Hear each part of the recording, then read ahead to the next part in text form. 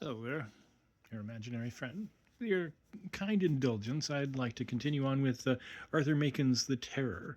It's a, it's a, we're getting into some longer stories, and so they're going to be split up into bits, I think, and we'll just get to as much of them as we can if and when we have the time to do so. Um, if you've missed the first part of Arthur Machen's The Terror being read here, then go listen to that now. Um, we're going to start up with chapter 2, Death in the Village. The child who was lost came from a lonely cottage that stands on the slope of a steep hillside called the Alt, or the Height. The land is about The land about it is wild and ragged. Here the growth of gorse and bracken, here a marshy hollow of reeds and rushes, marking the course of the stream from some hidden well. Here thickets of dense and tangled undergrowth, the outposts of the wood. Down through this broken and uneven ground, a path leads to the lane at the bottom of the valley. Then the land rises again and swells up to the cliffs over the sea, about a quarter of a mile away. The little girl, Gertrude Morgan, asked her mother if she might go down to the lane and pick the purple flowers, these were orchids, that grew there, and her mother gave her leave, telling her she must be sure to be back by tea time, as there was apple tart for tea. She never came back. It was supposed that she must have crossed the road and gone to the cliff's edge, possibly in order to pick the sea pinks that were then in full blossom. She must have slipped, they said, and fallen into the sea 200 feet below. And it may be said at once that there was no doubt some truth in this conjecture, though it stopped very far short of the whole truth. The child's body must have been carried out by the tide, for it was never found. The conjecture of a false step, or of a fatal slide on the slippery turf that slopes down to the rocks, was accepted as being the only explanation possible. People thought the accident a strange one, because as a rule country children living by the cliffs and the sea become wary at an early age, and Gertrude Morgan was almost 10 years old. Still, as the neighbors said, that's how it must have happened, and it's a great pity to be sure. But this would not do, and in a week's time a strong young laborer failed to come to his cottage after the day's work. His body was found on the rocks 6 or 7 miles from the cliffs where the child was supposed to have fallen. He was going home by a path that he had used every night of his life for 8 or 9 years, that he used of dark nights in perfect security, knowing every inch of it. The police asked if he drank, but he was a teetotaler. If he were subject to fits, but he wasn't. And he was not murdered for his health, since agricultural laborers, it says health, but obviously it means wealth. And he was not murdered for his wealth, since agricultural laborers are not wealthy. It was only possible, again, to talk of slippery turf and a false step, but people began to be frightened. Then a woman was found with her neck broken at the bottom of a disused quarry near Llanfihangel,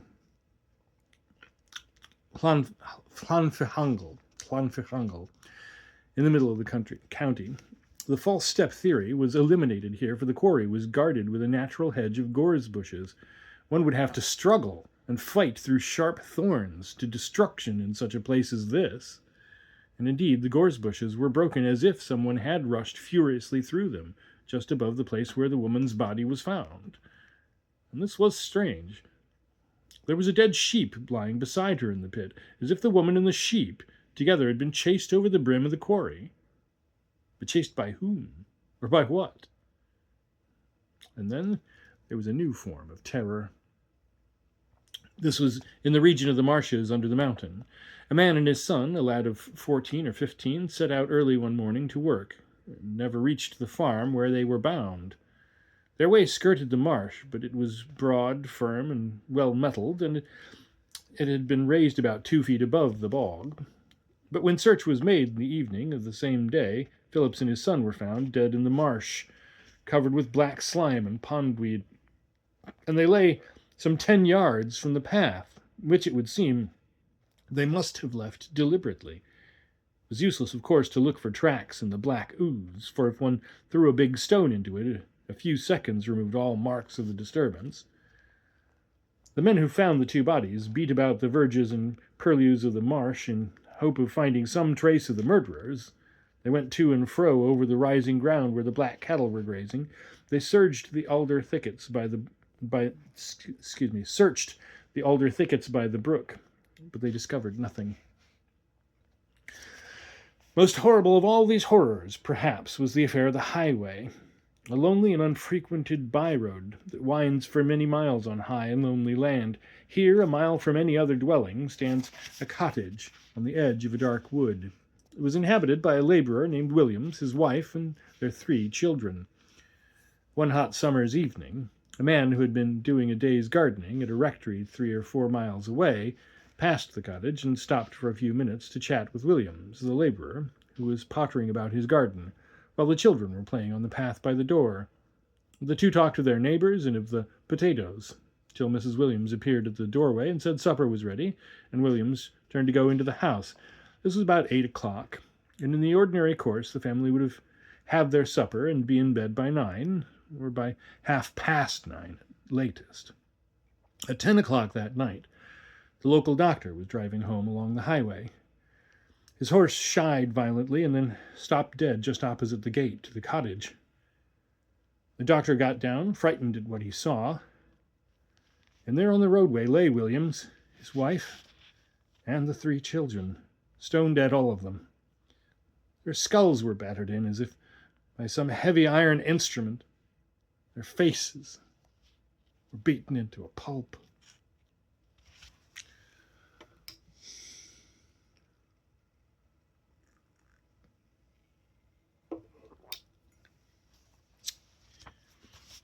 Chapter 3, The Doctor's Theory.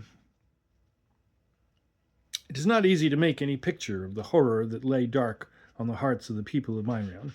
It was no longer possible to believe, or to pretend to believe, that these men and women and children had met their deaths through strange accidents.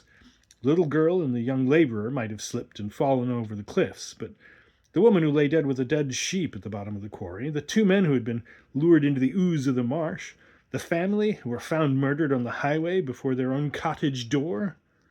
In these cases there could be no room for the supposition of accident. It seemed as if it were impossible to frame any conjecture or outline of a conjecture that would account for these hideous and, as it seemed, utterly purposeless crimes.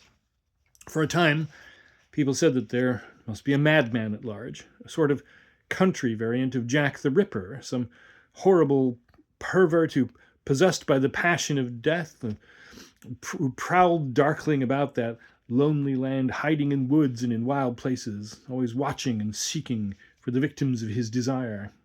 Indeed, Dr. Lewis, who found poor Williams, his wife and children, miserably slaughtered on the highway, was convinced at first that the presence of a concealed madman in the countryside offered the only possible solution to the difficulty. I felt sure, he said to me afterwards, that the Williamses had been killed by a homicidal maniac. It was the nature of the poor creature's injuries that convinced me that this was the case. Some years ago, 37 or 38 years ago, as a matter of fact, I had something to do with a case which on the face of it had a strong likeness to the highway murder. At that time I had a practice in Usk, in Mountainshire. A whole family living in a cottage by the roadside were murdered one evening, it was called, I think, the Hongiby murder. The cottage was near the village of that name. The murderer was caught in Newport. He was a Spanish sailor named Garcia, and it appeared that he had killed father, mother, and the 3 children for the sake of the brass works of an old Dutch clock, which were found on him when he was arrested. Garcia had been serving a month's imprisonment in Usk jail for a small theft, and on his release he set out to walk to Newport, 9 or 10 miles away, no doubt to get another ship. He passed the cottage and saw the man working in his garden. Garcia stabbed him with his sailor's knife. The wife rushed out, he stabbed her. Then he went into the cottage and stabbed the 3 children, tried to set the place on fire, and made off with the clockworks. That looked like the deed of a madman, but Garcia wasn't mad. They hanged him, I may say. He was merely a man of a very low type, a degenerate who hadn't the slightest value for human life. I'm not sure, but I think he came from one of the Spanish islands where the people are said to be degenerates, very likely from too much interbreeding. But my point is that Garcia stabbed to kill, and did kill, with one blow in each case. There was no senseless hacking and slashing. Now, those poor people on the highway had their heads smashed to pieces by what must have been fatal, but the murderer must have gone on raining blows with his iron hammer on people who were already stone dead, and that sort of thing is the work of a madman, and nothing but a madman. That's how I argued the matter out to myself just after the event. I was utterly wrong, monstrously wrong, but who could have supposed the truth? Thus, Dr. Lewis, and I quote him, or the substance of him, as representative of most of the educated opinion of the district at the beginnings of the terror. People seized on this theory largely because it offered at least the comfort of an explanation. And any explanation, even the poorest, is better than an intolerable and terrible mystery. Besides, Dr. Lewis's theory was plausible. It explained the lack of purpose that seemed to characterize the murders. And yet there were difficulties, even from the first. It was hardly possible that a strange madman should be able to keep hidden in a countryside where any stranger is instantly noted and noticed. Sooner or later, he would be seen as he prowled along the lanes or across the wild places. Indeed, a drunken, cheerful, and altogether harmless tramp was arrested by a farmer and his man in the fact and act of sleeping off beer under a hedge. But the vagrant was able to prove complete and undoubted alibis and was soon allowed to go on his wandering way. Then another theory, or rather a variant of Dr. Lewis's theory, was started. This was to the effect that the person responsible for the outrages was indeed a madman, but a madman only at intervals. It was one of the members of the Porth Club, a certain Mr. Remnant, who was supposed to have originated this more subtle explanation. Mr. Remnant was a middle-aged man who, having nothing particular to do, read a great many books by way of conquering the hours. He talked to the club, doctors, retired colonels, parsons, lawyers, about personality. He quoted various psychological textbooks in support of his contention that personality was sometimes fluid and unstable. Went back to Dr. Jekyll and Mr. Hyde as good evidence of his proposition, and laid stress on Dr. Jekyll's speculation that the human soul, so far from being one and indivisible, might possibly turn out to be a mere polity, a state in which dwelt many strange and incongruous citizens, whose characters were not merely unknown, but altogether unsurmised by that form of consciousness which so rashly assumed that it was not only the President of the Republic, but also its sole citizen. The long and the short of it is, Mr. Remnant concluded, that any one of us may be the murderer, though he hasn't the faintest notion of the fact. Take Llewellyn there. Mr. Payne Llewellyn was an elderly lawyer, a rural Tulkinghorn. He was the hereditary solicitor to the Morgans of Pentwyn. This does not sound anything tremendous to the Saxons of London, but the style is far more than noble to the Celts of West Wales. It is immemorial. Tylo Sant was of the collaterals of the first known chief of the race, and Mr. Payne Llewellyn did his best to look like the legal adviser of this ancient house. He was weighty, he was cautious, he was sound, he was secure. I've compared him to Mr. Tulkinghorn of Lincoln's Inn Fields, but Mr. Llewellyn would most certainly never have dreamed of employing his leisure in peering into the cupboards where the family skeletons were hidden. Supposing such cupboards to have existed, Mr. Payne Llewellyn would have risked large out-of-pocket expenses to furnish them with double, triple, impregnable locks. He was a new man, an Advena, certainly, for he was partly of the conquest, being descended on one side from Sir Payne Turberville. But he meant to stand by the old stock. Take Llewellyn now, said Mr. Remnant. Look here, Llewellyn. Can you produce evidence to show where you were on the night those people were murdered on the highway? I thought not. Mr. Llewellyn, an elderly man, as I've said, hesitated before speaking. I thought not. Remnant went on. Now, I say that it is perfectly possible that Llewellyn may be dealing death through Myrion, although in his present personality he may not have the faintest suspicion that there is another Llewellyn left the club and did not go near it for the rest of a fine art. Mr. Payne Llewellyn did not at all relish Mr. Remnant's suggestion that he might well be a secret murderer, ravening for blood, remorseless as a wild beast.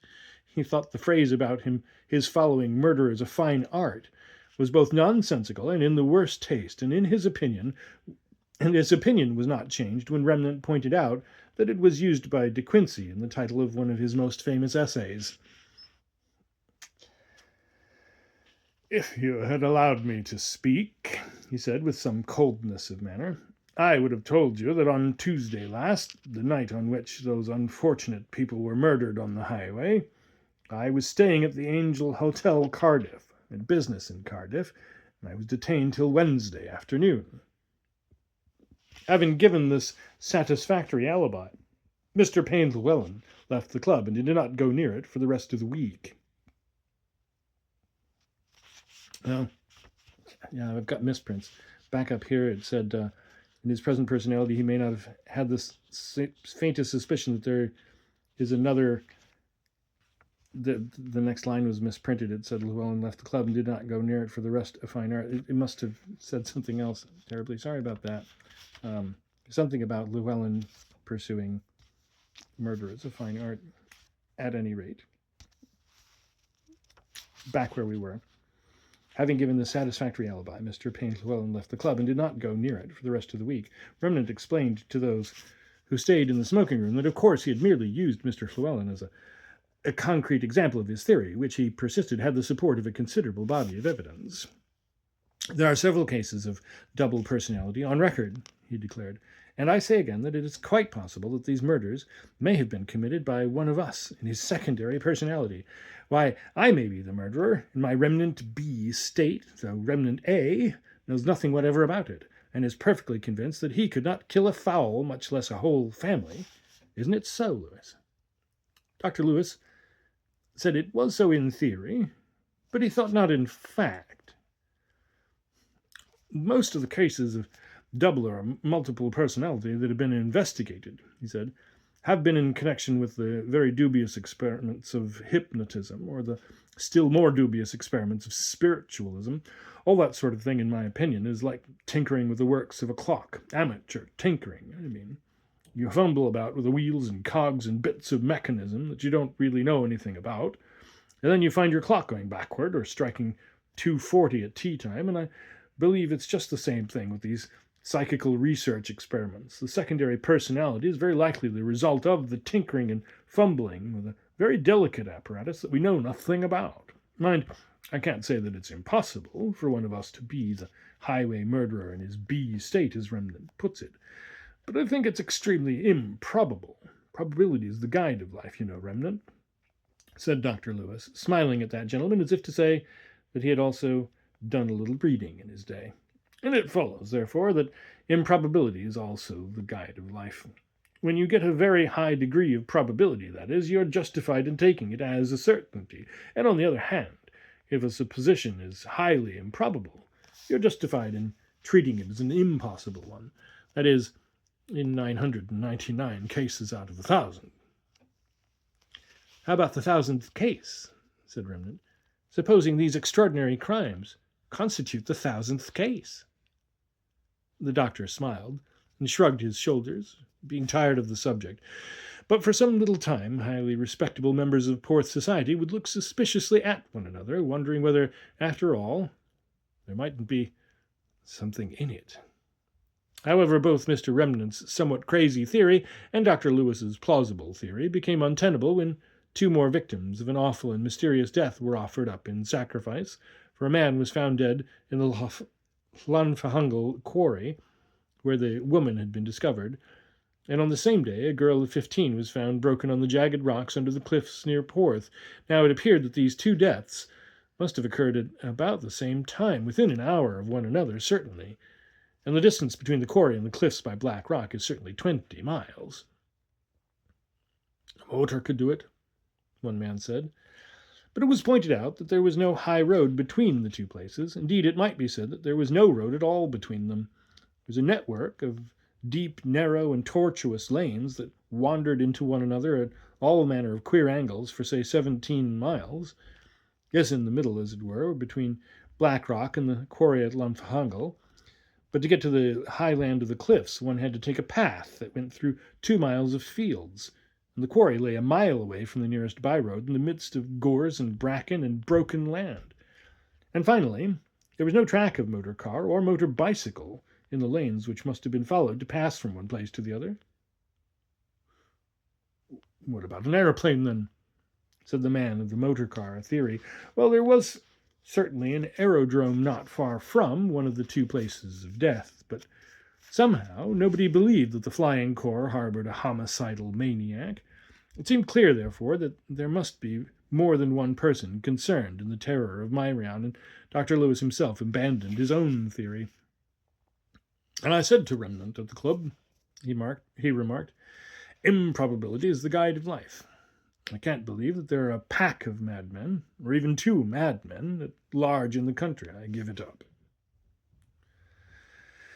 And now a fresh circumstance, or set of circumstances, became manifest to confound judgment and to awaken new and wild surmises. For at about this time people realized that none of the dreadful events that were happening all about them was so much as mentioned in the press. I have already spoken of the fate of the Myrion Observer. This paper was suppressed by the authorities because it had inserted a brief paragraph about some person who had been found dead under mysterious circumstances. I think that paragraph referred to the first death of the Llanfihangel quarry.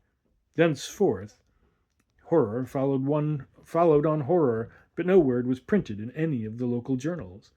The curious went to the newspaper offices, there were 2 left in the county, but found nothing save a firm refusal to discuss the matter. And the Cardiff papers were drawn and found blank, and the London press was apparently ignorant of the fact that crimes that had no parallel were terrorizing a whole countryside. Everybody wondered what could have happened, what was happening. And then it was whispered that the coroner would allow no inquiry to be made as to these deaths of darkness.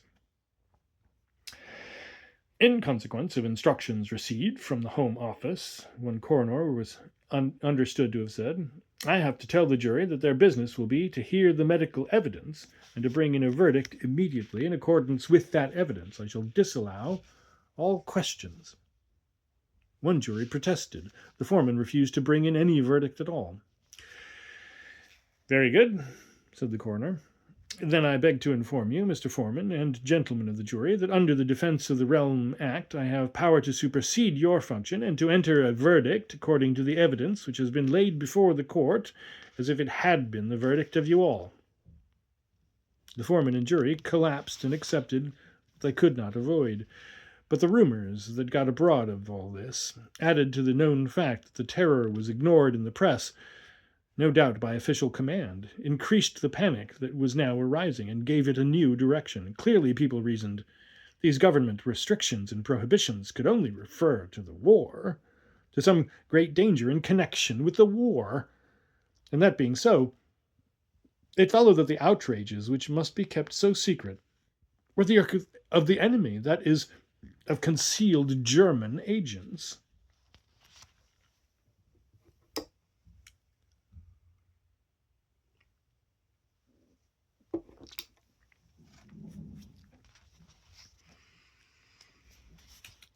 Chapter 4, the spread of the terror. It is time, I think, for me to make one point clear. I began this history with certain references to an extraordinary accident to an airman, whose machine fell to the ground after collision with a huge flock of pigeons, and then to an explosion in a northern munition factory. An explosion, as I noted, of a very singular kind. Then I deserted the neighbourhood of London and the northern district, and dwelt on a mysterious and terrible series of events which occurred in the summer of 1915 in a Welsh county, which I have named for convenience Myrion.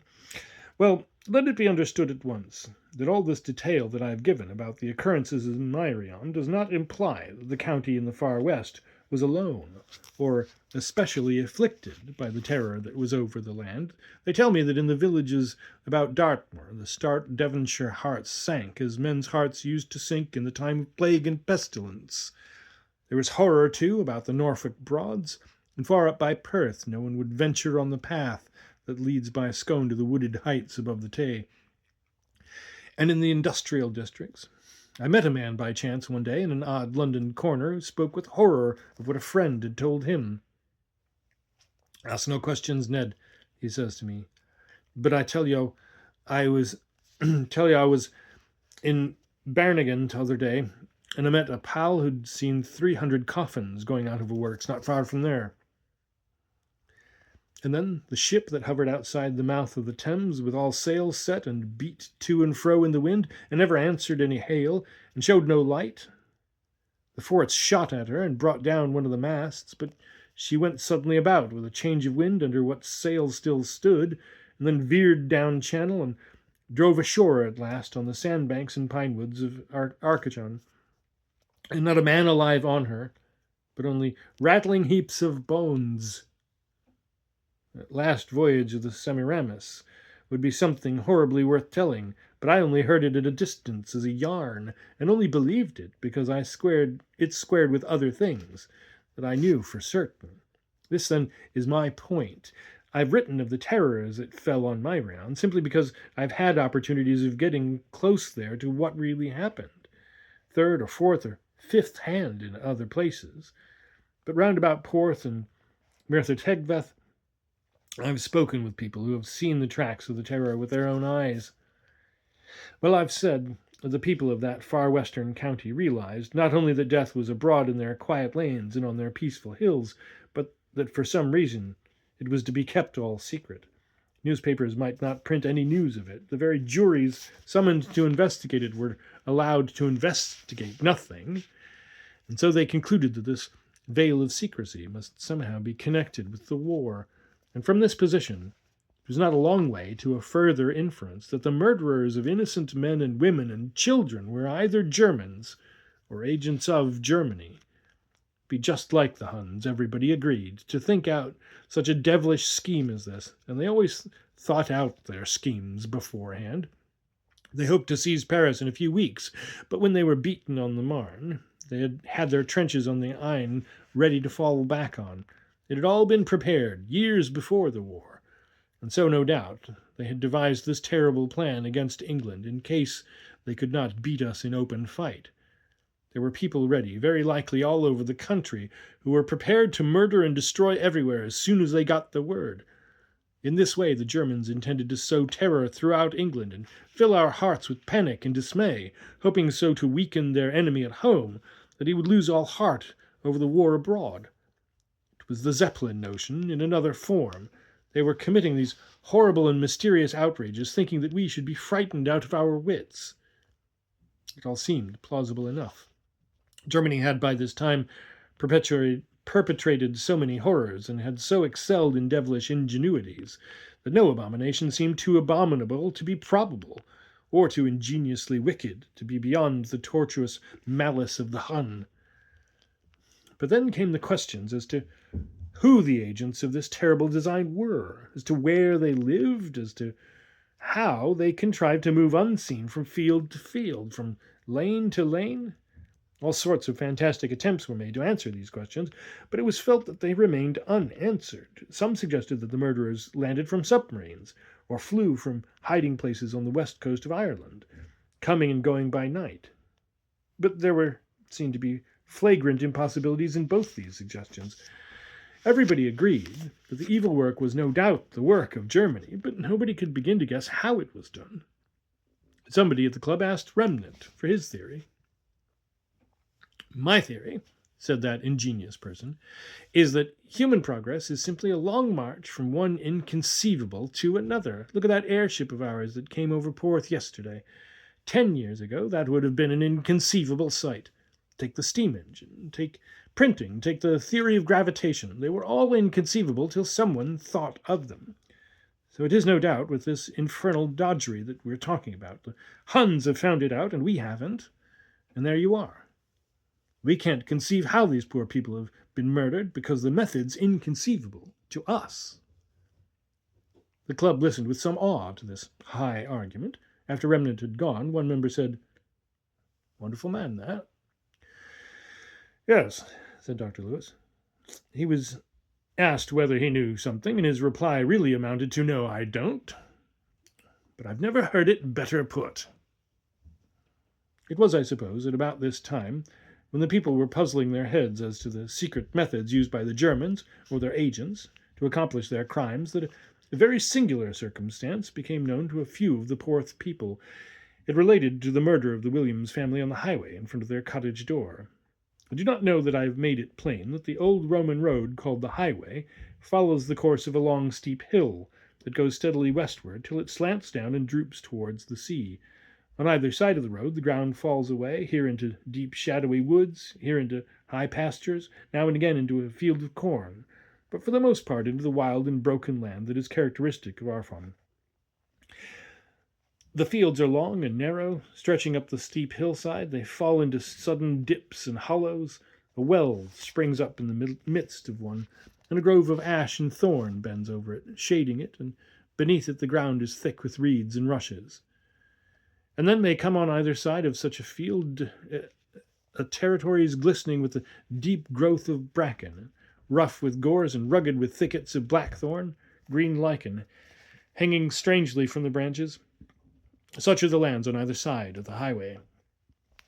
Now, on the lower slopes of it, beneath the Williamses' cottage, some 3 or 4 fields down the hill, there is a military camp. The place has been used as a camp for many years, and lately the site has been extended and huts have been erected, but a considerable number of the men were under canvas here in the summer of 1915. On the night of the highway murder, this camp, as it appeared afterwards, was the scene of the extraordinary panic of the horses.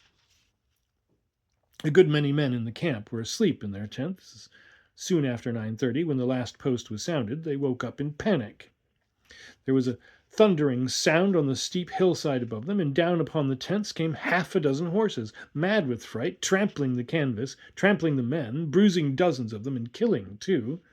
Everything was in wild confusion, men groaning and screaming in the darkness, struggling with the canvas and the twisted ropes, shouting out, some of them, raw lads enough that the Germans had landed, others wiping the blood from their eyes, a few roused suddenly from heavy sleep, hitting out at one another, officers coming up at the double, roaring out orders to the sergeants.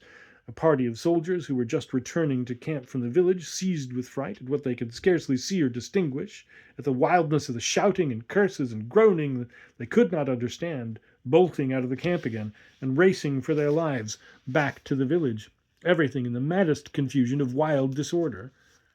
Some of the men had seen the horses galloping down the hill as if terror itself was driving them.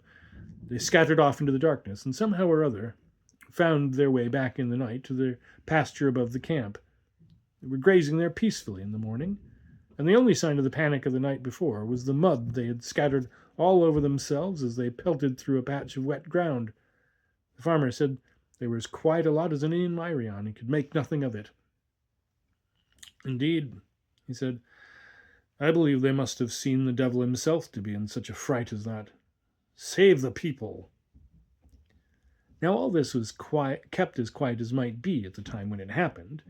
It became known to the men of the Porth Club in the days when they were discussing the difficult question of the German outrages, as the murders were commonly called. And this wild stampede of the farm horses was held by some to be evidence of the extraordinary and unheard-of character of the dreadful agency that was at work. One of the members of the club had been told by an officer who was in the camp at the time of the panic that the horses that came charging down were in a perfect fury of fright, that he'd never seen horses in such a state. And so there was endless speculation as to the nature of the sight or the sound that had driven 6 quiet beasts into raging madness. Then in the middle of this talk, 2 or 3 other incidents, quite as odd and incomprehensible, came to be known, borne on chance trickles of gossip that came into the towns from outland farms, or were carried by cottagers tramping into Porth on market day with a fowl or 2 and eggs and garden stuff, scraps and fragments of talk, gathered by servants from the country folk and repeated to their mistresses. And in such ways it came out that up at Plaisnewid there had been a terrible business over the swarming of bees. They had turned as wild as wasps and much more savage. They'd come about the people who were taking the swarms like a cloud. They settled on one man's face so that you could not see the flesh for the bees crawling all over it.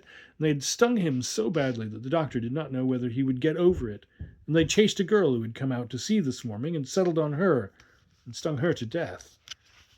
Then they had gone off to a break below the farm and got into a hollow tree there. And it was not safe to go near it, for they would come out at you by day or by night.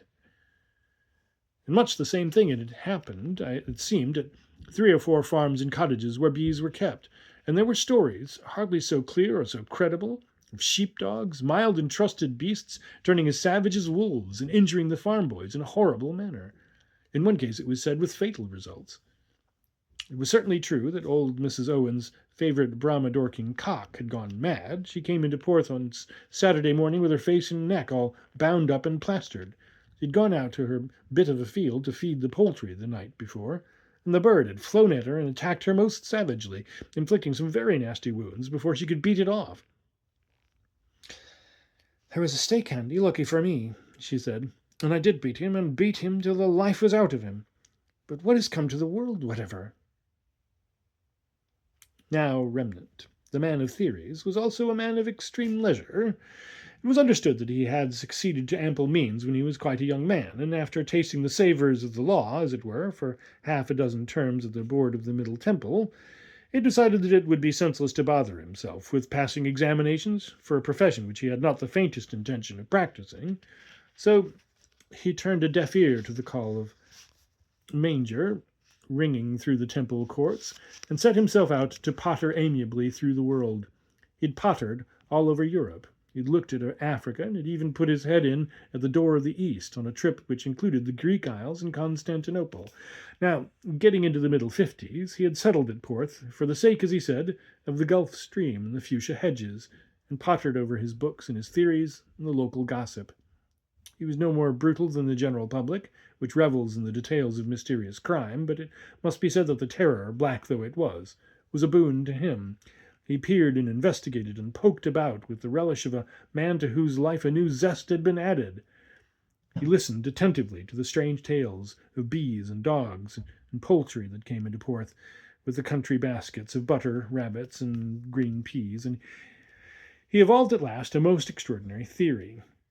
Full of this discovery, as he thought it, he went one night to see Dr. Lewis and take his view of the matter. "I want to talk to you," said Remnant to the doctor, "about what I have called, provisionally, the Z-ray."